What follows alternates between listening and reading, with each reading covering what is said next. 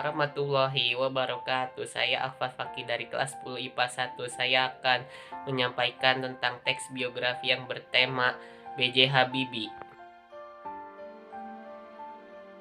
Baharudin Yusuf Habibie dikenal sebagai B.J. Habibie lahir pada tanggal 25 Juni 1936.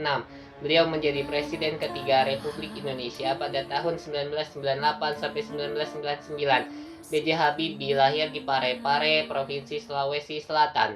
Nama ayahnya Alwi Abdul Jalil Habibie dan nama ibunya R.A. Tuti Marini Puspawardoyo. Ayahnya keturunan Bugis dan ibunya seorang Jawa bangsawan wanita dari Yogyakarta. Ketika beliau berumur 14 tahun, ayah B.J. Habibie meninggal. Mengikuti jejak sang ayah, B.J. Habibie lanjut belajar di Jakarta dan di tahun 1955 pergi ke Jerman. Tahun 1960, B.J. Habibie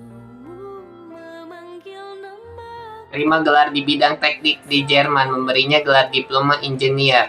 Tahun 1962, B.J. Habibie dikembalikan ke Indonesia untuk 3 bulan cuti sakit. Selama ini beliau dipertemukan kembali dengan Asri Ainun, saudara perempuan dari Muhammad Besari. Mereka berdua menikah pada tanggal 12 Mei 1962. Kembali ke Jerman tak lama kemudian, B.J. Habibie dan istrinya menetap di Aachen di Jerman. Pada Mei 1963, mereka mempunyai anak pertama Ilham Akbar Habibie dan anak kedua Torek Kemal Habibie. Ketika dia maju dengan teori pada termodinamika, konstruksi, dan metode perspektif. Beliau bekerja untuk Messerschmitt pada perkembangan Airbus 300B di pesawat terbang. Pada tahun 74, beliau dipromosikan untuk menjadi wakil presiden dari perusahaan tersebut.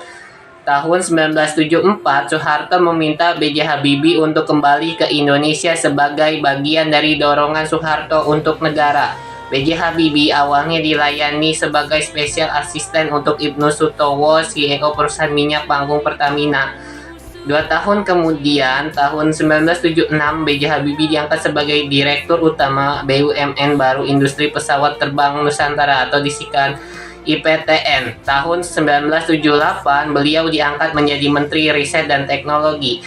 B.J. Habibie terpilih menjadi Wakil Presiden di bulan Maret 1998. Di tanggal 21 Mei 1998, Soeharto secara terbuka mengumumkan pengunduran dirinya dan B.J. Habibie langsung dilantik sebagai presiden. B.J. Habibie kestabilan pemerintah ekonomi dalam menghadapi krisis keuangan Asia dan kekacauan beberapa bulan terakhir kepresidenan Soeharto. Sejak melepaskan kepresidenan, B.J. Habibie telah menghabiskan waktu di Jerman dibandingkan di Indonesia. Namun beliau juga pernah aktif sebagai presiden penasehat pada masa kepresidenan SBY di September 2006.